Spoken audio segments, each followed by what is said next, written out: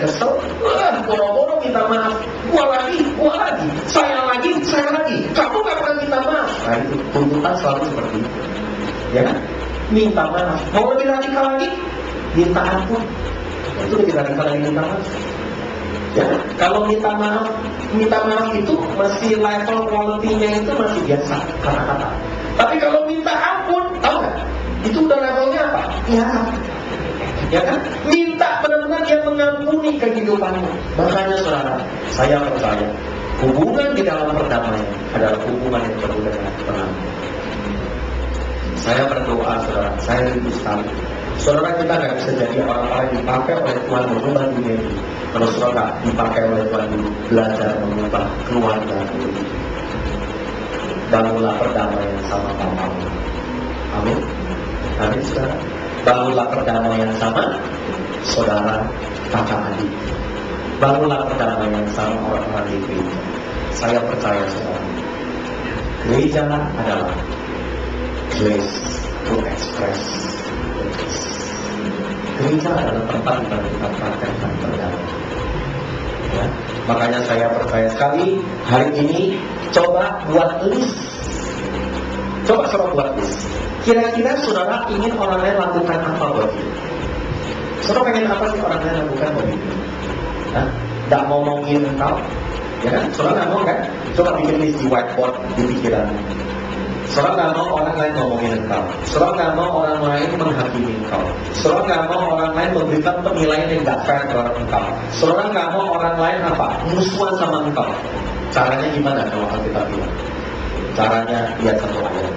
Ya, di dalam firman Tuhan kita lihat Matius 7 ayat 12. Ya, coba kita lihat Matius 7 ayat 12. Ya, kita lihat Alkitab elektronik aja deh. Ya, yuk. Ya, dan Alkitab elektronik Matius 7 ayat yang ke-12. Kalau kita sudah temukan, mari kita baca sama-sama. Segala sesuatu yang kamu kehendaki supaya orang perbuat kepadamu, apa yang harus dilakukan? Perbuatlah demikian juga kepada mereka. Nah, ini ada ayatnya berikutnya lagi. Itulah isi seluruh hukum Taurat dan kitab para nabi. Saudara masih ingat gak? Kalau kalimat ini yang namanya itulah isi seluruh hukum Taurat dan kitab para nabi, saya mau tanya, itu definisi apa? Kasih. Ya, kasih itu apa? Kasih itu ya semuanya itu ada merupakan apa? Seluruh isi hukum Taurat dan kitab para nabi. Jadi ternyata definisi kasih menurut Matius 7 ayat 12 adalah apa? Kalau saudara mau orang lain perbuat kepadamu, perbuatlah lebih dulu. Saudara mau orang lain berdamai sama hidupmu, caranya gimana? Kita dulu ya berdamai sama mereka. Saudara, hari ini makanya saya mau bilang, saudara, hidup dan perdamaian mulailah dari diri kita sendiri. Amin, saudara. Saudara, inilah yang firman Tuhan bilang. Sedapat-dapatnya kalau perdamaian itu bergantung daripada diri, upayakanlah perdamaian. Artinya apa? Perdamaian adalah sebuah tindakan proaktif, sebuah sikap untuk kita yang lebih dulu, bukan menunggu orang. Beritahu kepada sebelah, perdamaian dimulai. Wah, amin. Ya, makanya pulang dari tempat ini. Ya, kalau nanti saudara ke rumah tantemu, ke rumah ommu, ya ke rumah orang tuamu, ya bangunlah perdamaian lebih dulu. Ada amin saudara? Ya, makanya saya berdoa agar hari ini kita dipenuhi dengan apa saudara? Berdamai. Ya, makanya kesempatan Imlek kan, hari kasih sayang itu kesempatan apa? Memberikan perdamaian, berdamai sama orang. Ada saudara. Nah, yang kedua, kita mengajar kepada kita apa saudara tadi? Ya, kita harus lebih dahulu dalam memberikan hormat. Ya kan? Makanya coba kita lihat yang namanya salaman saudara di dalam bergereja. Kita kalau hari Minggu ketemu orang salaman, itu tanda apa saudara? Tanda memberi respect. Orang Jepang aja memberikan respect lewat apa saudara? Lewat yang namanya membukukan. Ya kan? Itu sebagai tanda saudara, sebagai hormat sama orang lain. Makanya orang Kristen yang namanya salaman bukan kebiasaan. Ya, bukan karena liturgi. Salaman itu kayaknya udah sesuatu yang memang paten, tradisi, bukan. Salaman adalah tanda memberikan hormat kepada orang lain. Amin saudara. Mari kita lihat Roma 13 ayat yang ke-7. Coba kita lihat. Di dalam Roma pasal 13 ayat yang ke-7, saudara bisa menemukan ekspresi bagaimana kita memberikan kasih. Ya, dan di dalam ayat ini saudara akan temukan bagaimana kita semua mesti belajar apa, saudara? Belajar ternyata ada bagian yang kita mesti lakukan di dalam kehidupan kita. Roma 13 ayat yang ke-7. Ya, kalau kita sudah temukan, mari kita perhatikan baik-baik ayat ini. Saya bacakan kepada saudara. Bayarlah kepada semua orang apa yang harus kamu bayar. Kalau mau bayar parkir, ya harus bayar parkir, itu maksudnya. Kalau bayar sesuatu, itu jadi tanggung jawab. Bayar iuran harus bayar. Pajak kepada orang yang berhak menerima pajak. Cukai kepada orang yang berhak menerima cukai. Rasa takut kepada orang yang berhak menerima rasa takut. Ternyata di dalam dunia ini, saudara, perlu juga ada yang kita harus takuti. Siapa yang kita mesti takuti dalam hidup ini? Otoritas di atas kita. Benar? Kalau nggak ada yang ditakuti, jadi kacau. Di gereja mesti ada yang ditakuti. Di dalam keluarga mesti ada yang ditakuti. Takut yang positif maksudnya. Ya, kalau nggak jadi liar, saudara. Peraturan itu juga harus ditakuti. Ya kan? Cuma memang repotnya polisi sudah kurang ditakuti. Ya kan? Pihak-pihak yang disebut pemerintah kurang takuti. Kenapa? Karena nggak jadi contoh, saudara. Tapi menurut Alkitab kita harus memberikan rasa takut kepada orang yang berhak menerima rasa takut. Nah, mari kita baca ayat yang terakhir. Dan apa, saudara? Hormat kepada orang yang berhak menerima hormat. Jadi di dalam hidup ini, saudara, ada bagian di mana kita harus belajar mempraktekkan untuk memberikan hormat kepada orang yang berhak menerima hormat. Saya mau tanya, siapa yang harus kita hormati di dalam kehidupan ini? Semua orang. Benar, semua orang harus kita hormati.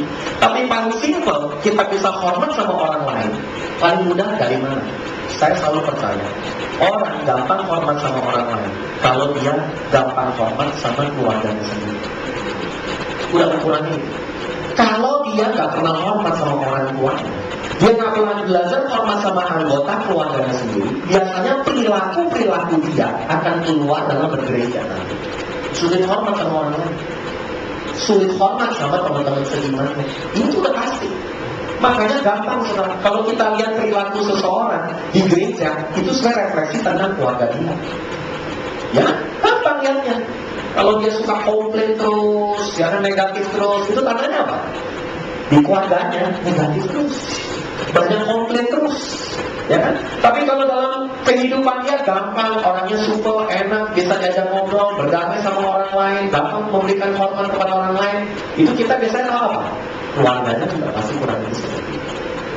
Majority seperti itu. Nah, di dalam hidup ini dan secara khusus saya mau kembali, setiap kali saya sampaikan firman, ada perintah yang kita harus lakukan. Ya, yang pertama apa? Tulis yang saya contohkan. Ya, jadi hari ini ayo belajar menulis. Ya, saya pengen loh, saudara nanti minggu depan ada yang menyampaikan firman lagi, belajar menulis. Itu selalu memberi hormat kepada yang hormat. Ada apa, saudara? Ya, dari wajahnya agak terpaksa. Oh enggak. Ya, saudara memang mendukung wajah saya. Ya, belajar menulis, saudara. Itu bagian dari saudara memberi hormat kepada yang menyampaikan firman Tuhan. Ada apa, saudara? Ya, nah terus paling simpel dari mana? Nah, ini yang saya mau saudara praktekkan yang kedua. Selain dengan hormat, catat itu tanda memberi hormat. Yang kedua adalah hormat sama orang tua. Nah, ini yang saya mau bahas. Ya, coba kita lihat di dalam Keluaran pasal yang ke-20 ayat yang ke-12. Coba kita lihat Keluaran 20 ayat yang ke-12. Saudara akan menemukan prinsip tentang menghormati orang tua. Itu adalah bagian yang begitu penting yang kita harus lakukan dalam kehidupan kita. Kenapa, saudara? Karena ini adalah bagian di dalam apa, saudara? Bagian di dalam 10 perintah Tuhan. Mari kita baca sama-sama. Hormatilah ayahmu dan ibumu, supaya apa, saudara? Lanjut umurmu di tanah yang diberikan Tuhan Allah kepadamu. Saya mau tanya, saudara mau punya usia yang panjang? Saudara mau lanjut umur? Nah, jangan angkat tangan, saya tidak tahu lanjut atau tidak lanjut. Coba yang mau lanjut umur, angkat tangan dong. Nah, mau lanjut umur kan? Saya aja mau lanjut umur. Tanda orang mau lanjut umur apa? Saudara tahu? Menurut hukum rohaninya, saudara harus hormat sama orang tua. Kalau saudara hormat, Tandanya apa yang terjadi? Umurnya panjang. Tapi yang repotnya kalau umur panjang doang, tapi hidupnya susah, juga susah. Makanya ada Efesus 6 ayat 1 sampai 3. Itu saya sebut revisinya dari Keluaran pasal 20. Ya, coba kita lihat. Efesus pasal 6 ayat 1 sampai 3, saudara akan menemukan sebuah perintah kepada kita di dalam perjanjian baru. Mari kita baca sama-sama. Hai anak-anak, ya. Hai anak-anak, sama-sama. Taatilah orang tuamu di dalam Tuhan, karena haruslah demikian. Mari kita baca. Hormatilah ayahmu dan ibumu. Ini adalah perintah. Penting atau tidak penting? Kalau tidak dilakukan ada konsekuensinya? Ada, karena ini perintah. Ini perintah yang penting. Seperti yang nyata dari janji ini, yaitu apa saudara? Mari kita baca sama-sama. Supaya kamu berbahagia dan panjang umurmu di bumi. Ini ada tambahannya. Kalau Keluaran pasal 20 cuma umur panjang. Tapi Efesus 6 ayat 1 sampai 3 ada tambahannya apa? Berbahagia. Umur panjang gak bahagia, bahaya banget. Tapi hari ini Tuhan mau kita apa saudara? Umur panjang tapi bahagia. Caranya gimana? Hormatilah orang tua. Pulang dari tempat ini, saya mengatakan begini, saudara terangkan langsung. Belajar hormat sama orang tua. Bukan hanya di hari suci, karena gak semua merayakan kan? Bukan hanya di hari kasih sayang, bukan hanya di hari-hari tertentu, tetapi bangunlah sikap hati. Dan saya percaya gereja adalah house of worship. Gereja adalah tempat, adalah rumah kita belajar respek satu dengan lain. Saudara, hari ini saya mengajar di gereja supaya saudara pulang dari tempat ini, saudara belajar respek sama orang tua. Dan firman Tuhan berkata, umur panjang dan kebahagiaan. Saudara, menghormati itu bicara tentang apa, saudara? Menghormati itu bicara tentang sikap hati. Menghormati itu bicara tentang apa, saudara? Perspektif dan cara pandang kita kepada orang lain. Di waktu saudara menghormati orang tua, di waktu saudara menghormati pemimpinmu, di waktu saudara menghormati orang-orang yang menjadi pembimbing dalam kehidupanmu, itu artinya apa, saudara? Saudara sedang menghargai mereka. Itu artinya apa, saudara? Saudara melihat mereka sebagai pribadi yang memang punya nilai yang lebih dalam kehidupan mereka. Makanya saya percaya begini, saudara. Kalau kita menghormati seseorang, itu artinya apa, saudara? Kita melihat seseorang itu bernilai. Jadi kata menghormati artinya apa, saudara?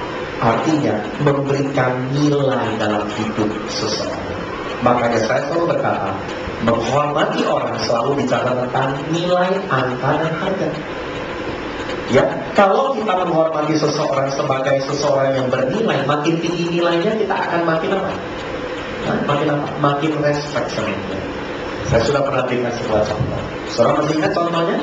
Kalau saya memberikan nilai kepada seseorang, angka 0 sampai angka 10, saudara masih ingat? Kalau 0 itu skala preferensi. Kalau 0 itu tidak hormat sama sekali. Kalau 10 sangat hormat. Kalau 5 kadang-kadang hormat, kadang-kadang nggak hormat sih. Nah, saya tidak tahu, saudara, cara engkau menghormati pasanganmu, gereja, menghormati pemimpin, menghormati teman-temanmu, itu di angka berapa? Coba lihat sebelahnya, angka berapa lagi? Kalau saudara, kalau hari ini salah satu contoh. Kalau hari ini saudara, saya memberikan hormat misalnya kepada Timotius, berapa nilai saya mau kasih kepada dia? Ya, pilihannya ada 10, ada 5, ada 0. Saudara mau kasih berapa kepada dia? Saya memberikan angka 10 kepada Timotius.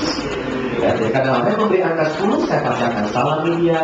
Karena saya hormat kepada dia, saya akan peluk dia. Sudah mati dia, Timotius. Terus saya akan sayang kontak dia. Kamu tahu tipis ya? Saya bantu apa? Bisa ya, kasih angpau di sini. Ya. Nah, saudara, kenapa?